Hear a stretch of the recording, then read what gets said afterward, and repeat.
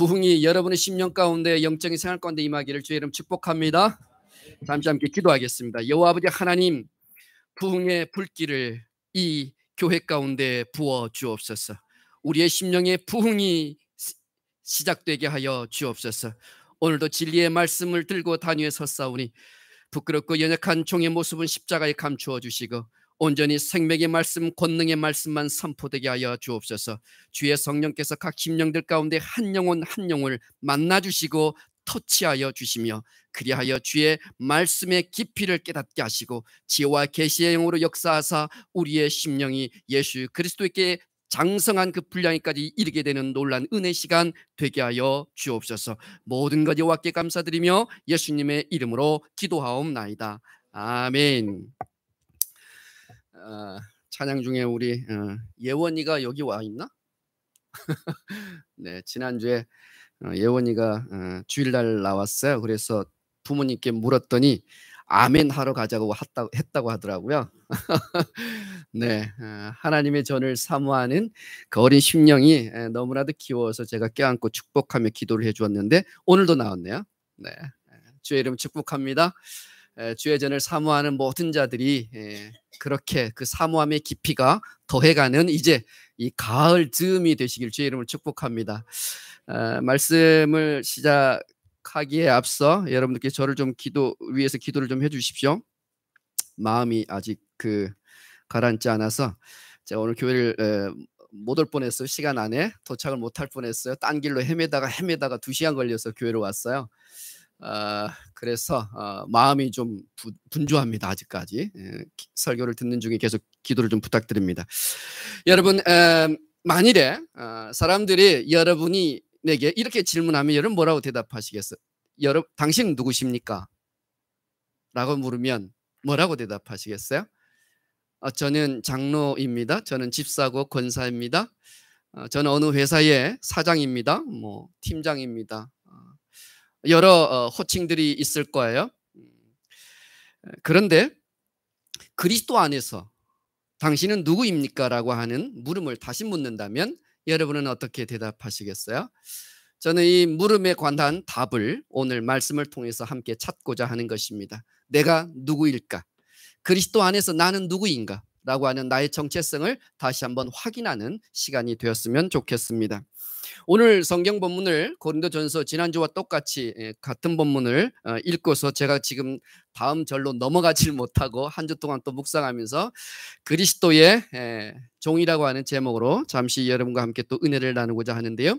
고린도전서 1장 2절 말씀에 사도 바울이 고린도에 있는 교인들에게 뭐라고 이야기하는가 보니까 그들과 우리의 주이신 예수 그리스도의 이름을 부르는 자들에게 이렇게 되어 있습니다. 성도는 세상으로부터 하나님의 부르심을 받은 자라고 제가 지난주에 설명드렸어요. 우리는 누구라고요? 세상으로부터 부름받은 사람이라고요. 그런데 그들은 예수 그리스도를 누구라고 부릅니까? 바로 주라고 부릅니다. 주, 로드, 주인이라는 뜻입니다. 여기서 우리는 새로운 우리의 정체성을 발견하게 됩니다. 예수 그리스도가 우리의 주인이시고 우리는 그분의 종이라고 하는 새로운 관계, 새로운 정체성을 이 본문을 통해서 다시 한번 생각하고 발견할 수 있습니다. 다시 한번 여쭤봅니다. 그러면 여러분은 그리스도 예수 안에서 누구이십니까? 답을 찾으셨나요? 누구세요? 그리스도의 종. 눈치 빠르신 분들은 설교 제목으로 말씀하시면 돼요. 우리는 그리스도의 종이라는 것이죠. 그동안 내 삶의 주인이 나였는데 이제는 예수 그리스도께서 내 인생에 내 삶이 주인이 되셨다는 이야기입니다. 인생의 소유주가 바뀐 거예요. 내 인생의 주인이 바뀐 거예요. 부동산 전문 용어로 말하면 소유권 이전 등기가 된 겁니다. 그렇죠? 물건의 소유주가 바뀐 거죠. 나에서 누구로요? 예수님께로.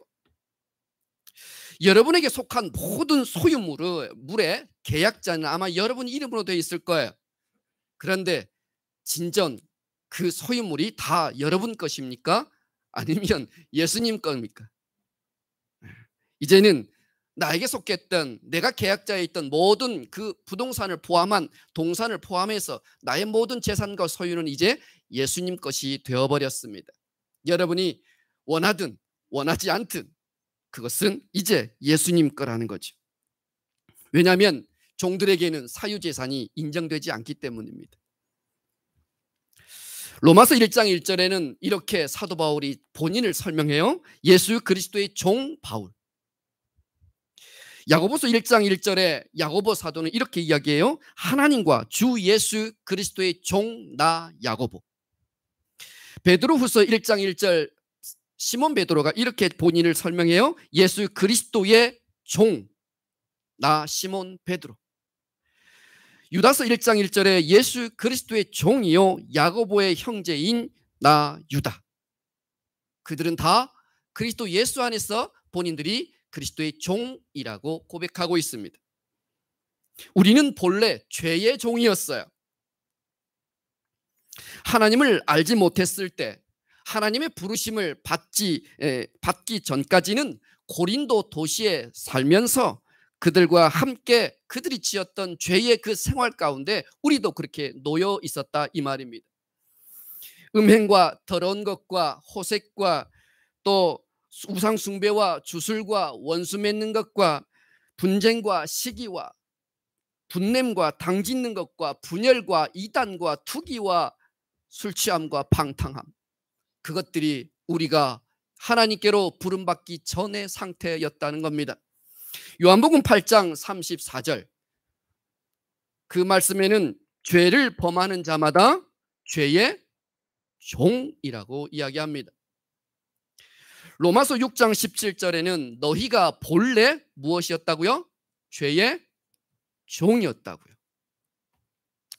우리의 정체가 무엇이었다고요? 죄의 종이었다고요. 죄를 짓는 자마다 다 죄의 종이라고 그렇게 규정하고 있습니다. 예수님은 우리가 죄의 종으로 살고 있었을 때에 우리를 해방시키기 위해서 그 대가를 지불해 주셨습니다. 그 대가가 무엇이에요? 바로 십자가 사건이지요. 종을 해방할 수 있는 방법 중에 하나는 그의 몸값을 지불하는 것이었습니다. 그것을 성경의 전문적인 용어로 속전이라고 말합니다. 속전. 계속해 주는데 사용되어지는 지불하는 돈, 이게 바로 속전입니다. 예수님은 이 속전을 자기의 목숨으로 내어 주신 거죠. 마가복음 10장 45절 말씀을 볼까요?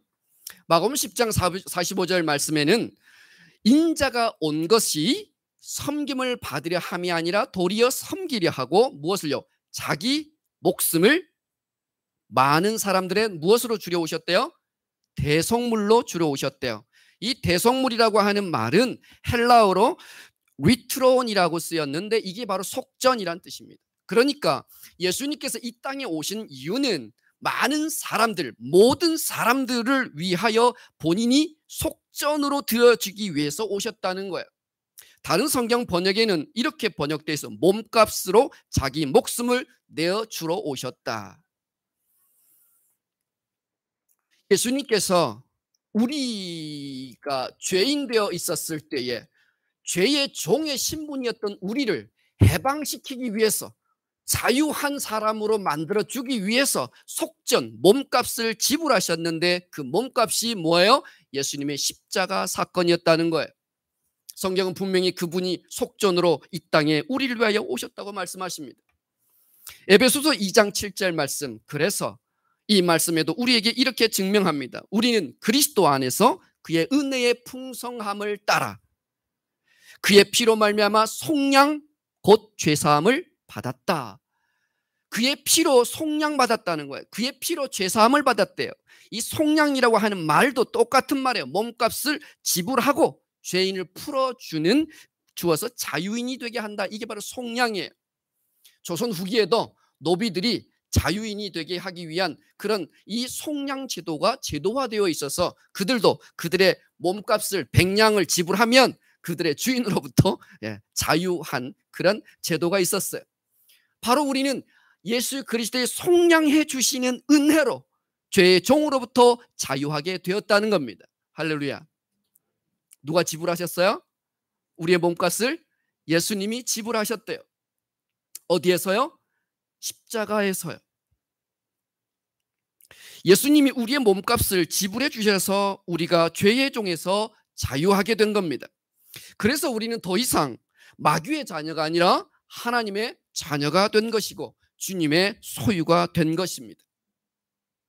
고린도전서 6장 17절 말씀에 우리에게 이와 같이 말씀하세요. 너희는 너희의 자신의 것이 아니라 값으로 산 것이 되었으니 그런즉 너희 몸으로 하나님께 영광을 돌리라.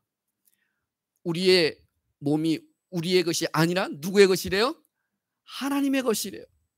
왜요? 예수님께서 우리를 죄의 종으로부터 우리를 해방시키기 위해서 속전으로 당신이 십자가에서 죽으셨기 때문에 우리의 몸값을 지불하신 그분께서 다시 우리를 그분께 속한 존재로 만들어 주셨다는 것이지요. 사랑하는 성도 여러분, 우리가 어떻게 죄의 종에서 해방되어 그리스도의 종이 되었는지 이해하셨습니까? 그렇다면 여러분께 다시 여쭤봅니다. 예수 그리스도께서 여러분의 인생의 주인이십니까? 진짜 그렇습니까? 어떤 목사님이 그런 말씀을 하셨어요. 제가 오래전에 읽었던 책인데 생각이 났습니다. 주님이 내 인생의 진짜 주인이신지 아닌지를 가늠할 수 있는 가장 예리한 송곳 질문 하나를 하라고 한다면 이와 같은 질문이래요. 드려볼게요. 여러분의 지갑의 주인은 누구입니까?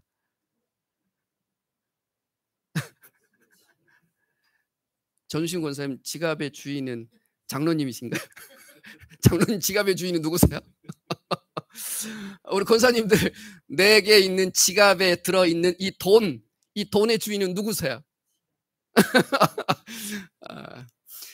내가 가지고 있고 내 소유라고 생각되어지는 돈, 그것마저도 내가 주인이 되어서 사용하느냐 아니면 주님께서 원하시는 대로 기뻐하시는 대로 드릴 수 있느냐가 바로 내 삶의 주인이 누구인지를 가늠할 수 있다는 겁니다.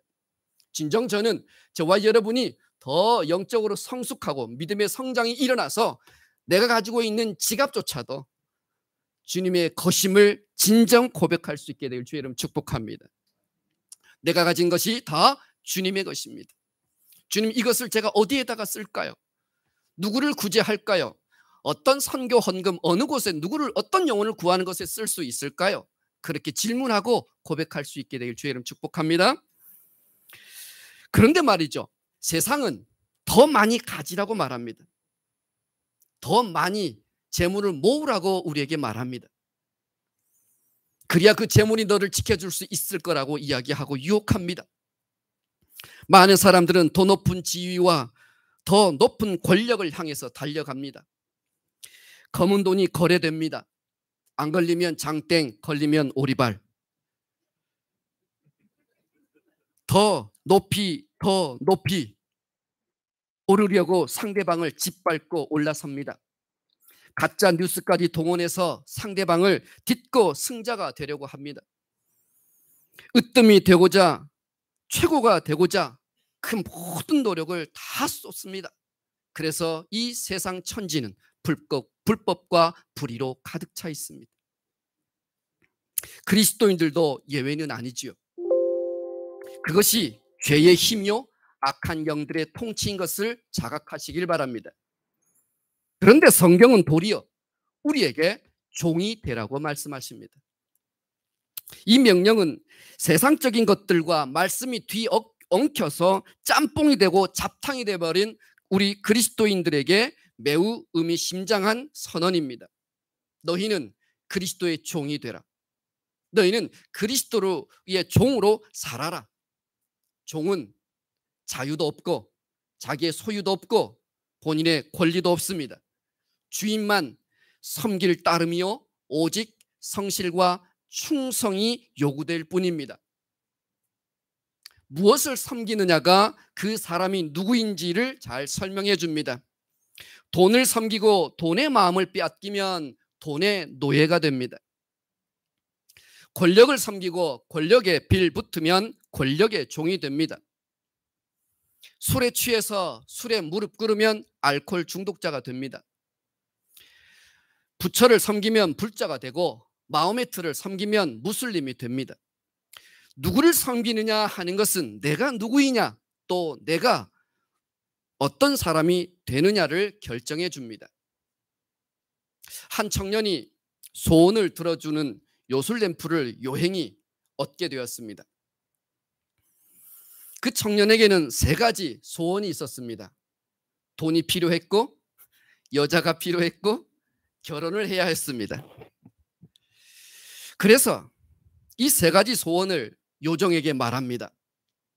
이 3가지가 필요하다고. 그랬더니 이 요정이 하는 말, 주인님, 저는 한 가지, 제일 중요한 한 가지 소원밖에 들어드릴 수 없습니다 라고 이야기하는 거예요. 곰곰이 생각하고 있었던 이 청년이 꾀를 내었습니다. 그래서 이 3가지를 순식간에 한 번에 말하기로 했습니다. 한번 시작해 볼까요? 시작. 돈이 필요하고 여자가 필요하고 결혼이 필요하다 했어요. 자, 시작. 아니, 여러분에게 소원을 들어주는 램프가 있고 요정이 있어요. 자, 거기다가 한 가지만 이야기하라고 했더니 여러분 뭐라고 이야기하실래요? 이 청년이 꾀를 내어서 이렇게 이야기하는 거죠. 돈, 여자, 결혼. 그래서 그 청년의 소원대로 한 달 뒤 그 청년은 돈 여자와 결혼했다는 겁니다.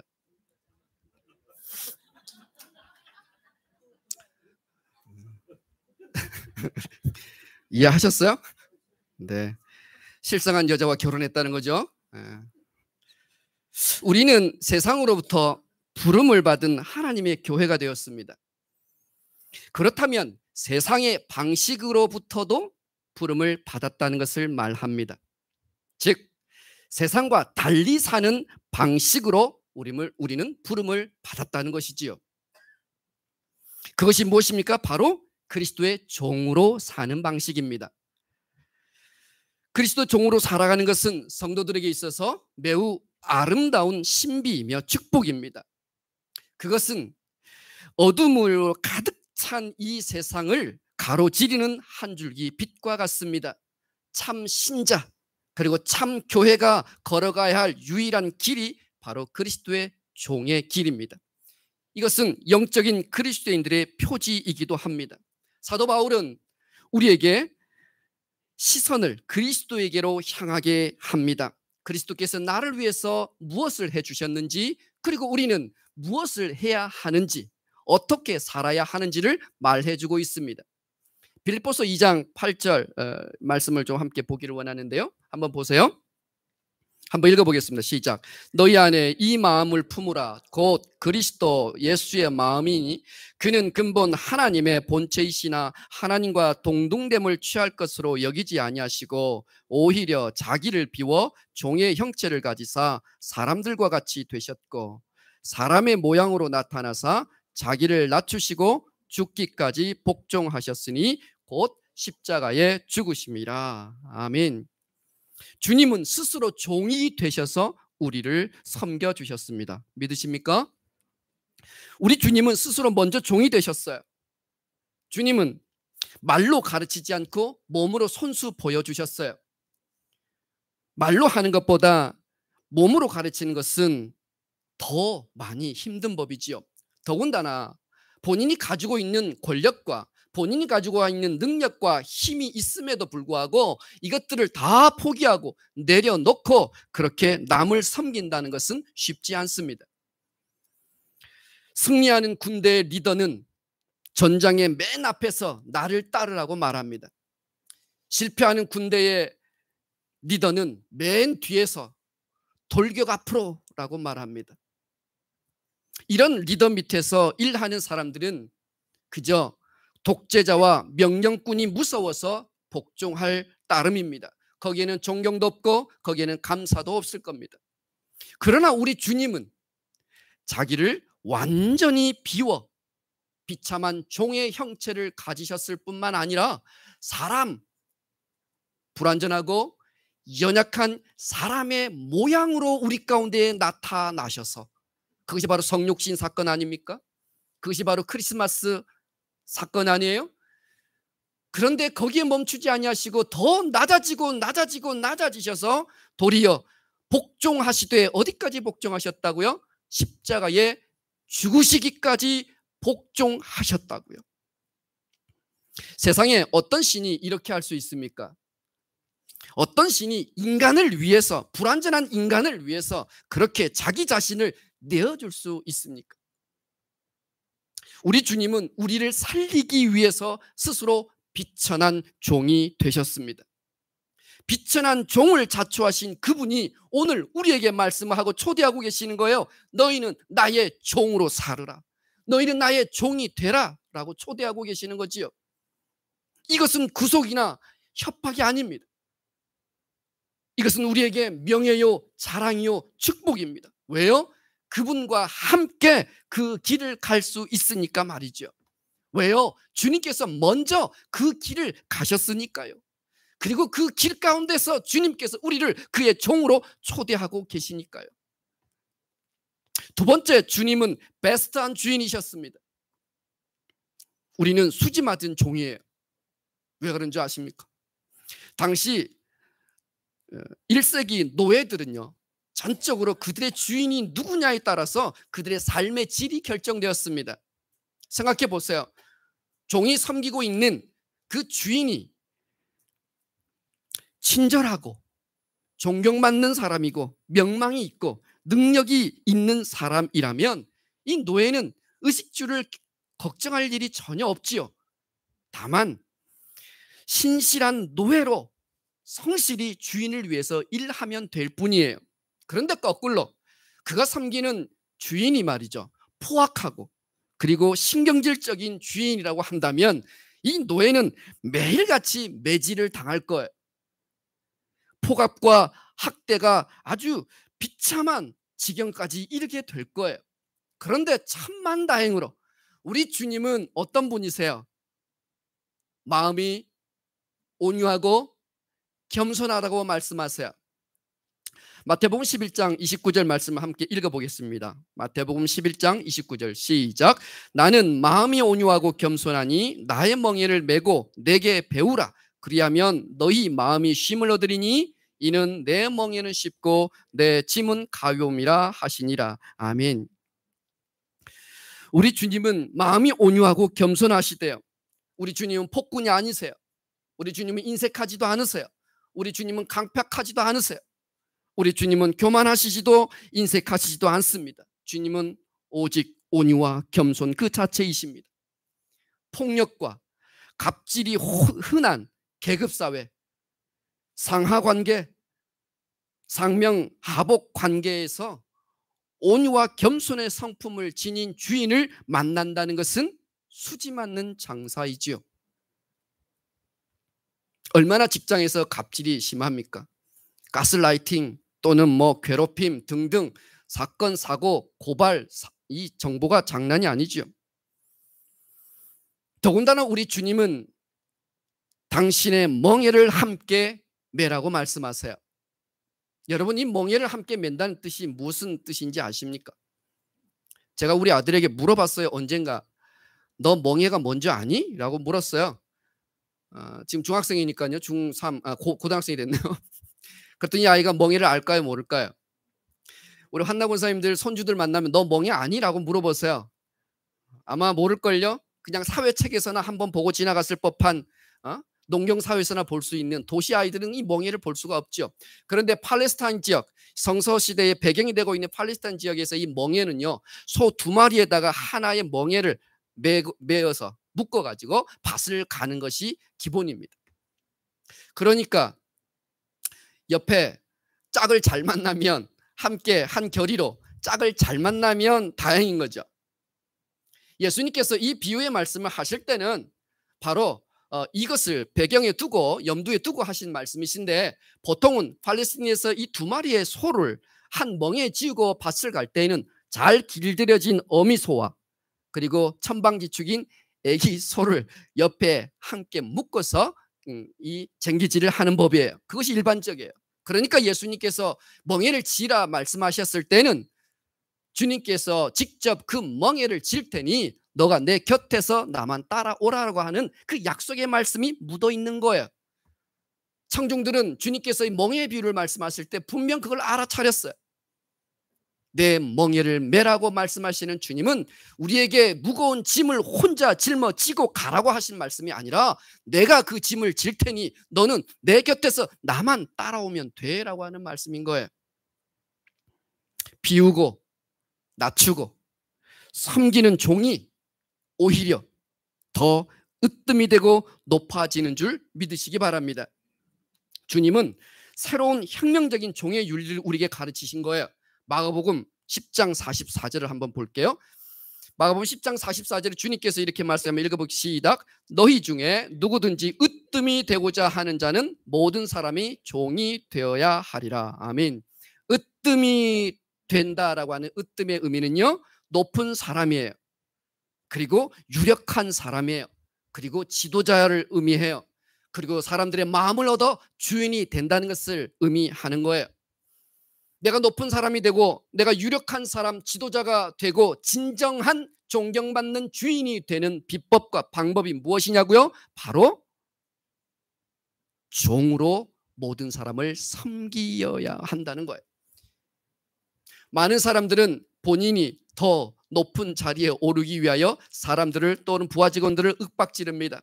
그리고 그들을 푸시합니다. 성공과 또는 결과물과 성과물을 만들어 오도록 요구하고 요청하고 푸시합니다. 그러나 진짜 높아지는 방식을 우리 성경은, 주님은 이렇게 우리에게 극비, 대외비 문서로 말씀하시는 거예요. 너희가 도리어 모든 사람의 무엇이 되라? 종이 되라. 그들을 도리어 섬기라고 말씀을 하시는 거죠. 종이 주인과 주인을 찾아온 손님들의 신발의 먼지를 닦는 것, 허드렛 일을 하는 것, 상전을 섬기는 것은 너무 당연합니다. 그러나 그 집의 주인이 종이 되어서 비천한 일을 하는 것, 그것은 겸손이요 온유함이며 사랑의 돌봄이지요. 그것은 굴욕과 수치가 아닙니다. 극동방송의 김정한 목사님 사모님이 트루디 사모님, 미국 분이신데 이분이 건강이 허락되는 날 동안 뭘 하셨냐면 학교에서 예배를 드리는 교회예요.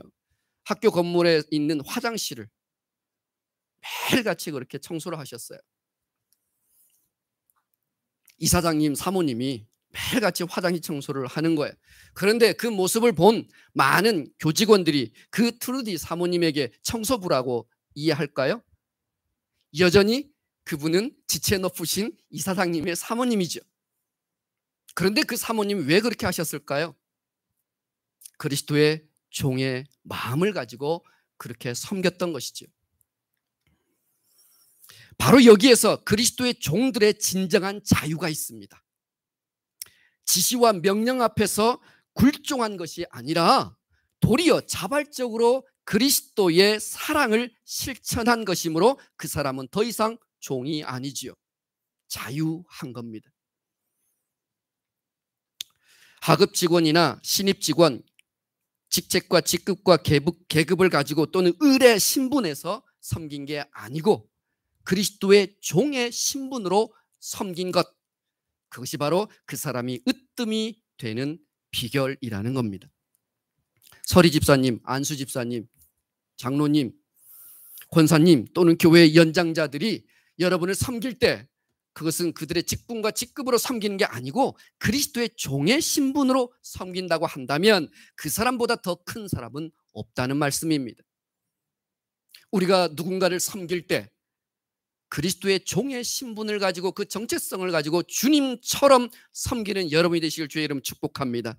가장 낮은 자리에서 그런 모습으로 섬기더라도 그것이 하나님께는 가장 큰 자가 된 줄 믿습니다. 가장 으뜸이 되는 줄 믿습니다.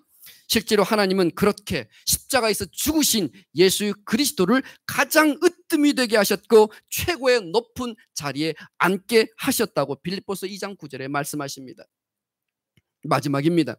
그리스도의 종들은 항상 모든 일을 주님께 하듯 해야 하는 줄 믿습니다. 누구에게 하듯? 주님께 하듯. 골로새 3장 23절과 24절 함께 읽어보겠습니다. 시작. 무슨 일을 하든지 마음을 다하여 주께 하듯 하고 사람에게 하듯 하지 말라. 이는 기업의 상을 주께 받을 줄 아나니 너희는 주 그리스도를 섬기느니라. 아멘. 우리가 그리스도의 종으로 다른 사람을 섬길 때에 어떻게 하라고요? 주님께 하듯 해야 한다고요. 이게 결정적인 키포인트입니다. 주님께 하듯 하라고요. 왜냐하면 자원하는 우리의 섬김은 상대방의 신분과 그분의 그 직급과 직책과 지위 때문에 하는 것이 아니라 그리스도께 순종하는 마음으로 하는 것이기 때문에, 그래서 우리는 그분을 대할 때 누구를 대하듯이, 주님을 대하듯이 섬겨야 한다는 거예요. 이사장님으로 섬기기 이전에 주님을 대하는 마음의 태도와 자세로 그분을 섬기라고 성경은 이야기하고 있습니다. 24절에 보니까 왜 그렇게 말씀하고 있는지를 설명하고 있어요. 우리가 주님을 섬기는 마음으로 행할 때에 실제로 그것은 주 그리스도를 섬기는 것으로 간주하고 계시기 때문에 그렇습니다. 주님께서 그 섬김에 대하여 보상해 주신다고 말씀하세요. 우리의 직장 상사가 또는 관장님의 명의로 된 직인이 찍힌 그것으로 나에게 표창하는 게 아니라 하나님께서 영원한 보상으로 우리에게 상 주신다라고 하는 말씀으로 지금 우리에게 권면하고 있는 거예요. 누구를 대하듯 하실 때? 곧 주님을 대하듯 하실 때에.